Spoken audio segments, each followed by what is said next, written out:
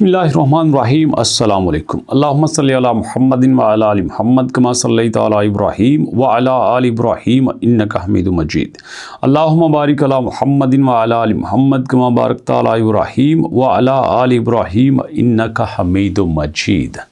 दोस्तों, आज की कलेक्टिव न्यूज़ में बी नेटवर्क की बात करेंगे, पाई नेटवर्क की बात करेंगे और इंटरलिंक लैब्स की बात करेंगे। पाई नेटवर्क के बारे में कहा यह जा रहा है कि पाई नेटवर्क की कहानी ख़त्म हो चुकी है। इंटरलिंक की बात करें तो भैया इंटरलिंक ने तो लोगों को माला माल कर दिया है।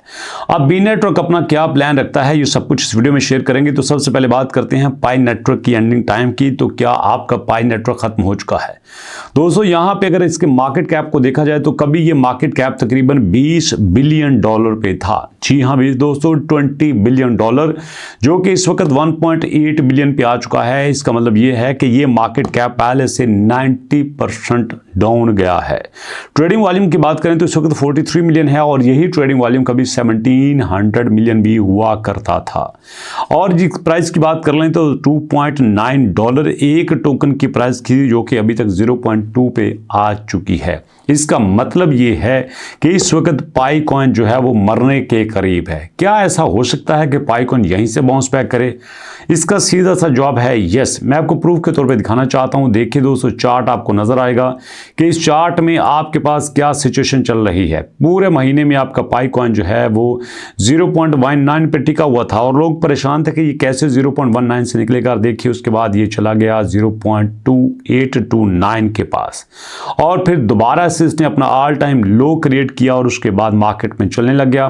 तो अगर ये 0.19 से 0.29 तक जा सकता है तो इसका मतलब ये है कि यहाँ से भी बाउंस बैक कर सकता है। सवाल ये पैदा होता है कैसे, उसकी वजह मैं बताता हूँ। जो इन्होंने हैकाथॉन लॉन्च किया था, उस हैकाथॉन में इन्होंने काफ़ी ज़्यादा सॉफ्टवेयर बनाए थे। उन सॉफ्टवेयर में यूजेबिलिटी बन जाती है, उस सॉफ्टवेयर की क्रेडिबिलिटी बन जाती है, तो भैया ये सॉफ्टवेयर उनके काफ़ी ज़्यादा यूज़ केस क्रिएट कर लेंगे, इकोसिस्टम बड़ा हो जाएगा और फिर यहीं से उनको ज़्यादा बेहतर तरीके से पोटेंशियल मिलेगा, ज़्यादा बेहतर तरीके से सपोर्ट मिलेगी।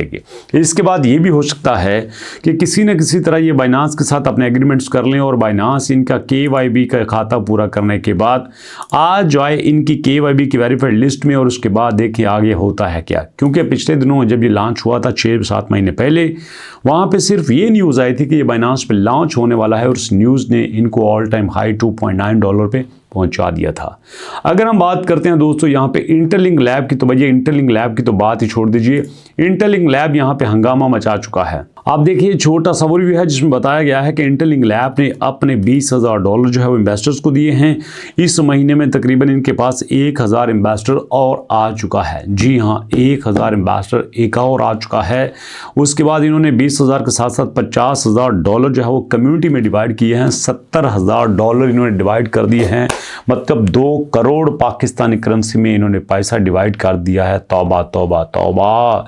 देखिएगा दोस्तों, देखिएगा, अगर हम इंडियन रुपीज़ की बात करें तो ये तकरीबन 50-60 लाख रुपए बनते हैं।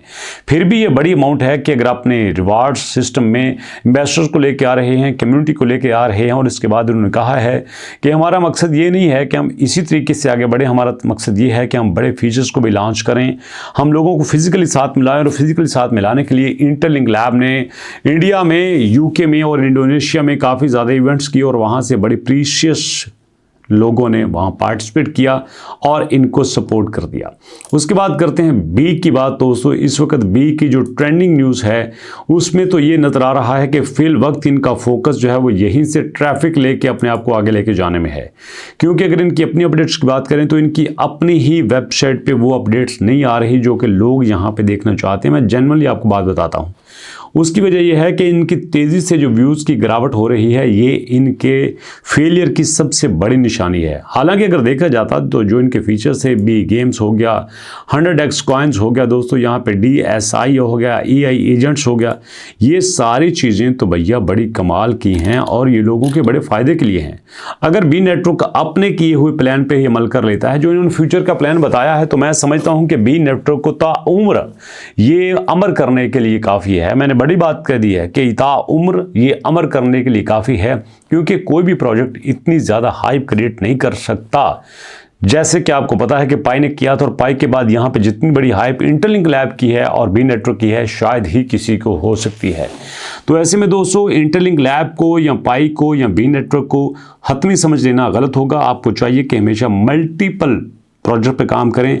उसकी आपको छोटी सी रीज़न बता देता हूँ। ये देखिए हम इस वक्त यहाँ पे मौजूद हैं क्रिप्टो बबल पे। अब देखो DCR, ये एक नया टोकन आया है और नया टोकन लॉन्च हुआ था $18 पे और एक साल में 370% पंप हो चुका है, एक महीने में 184% पंप हो चुका है।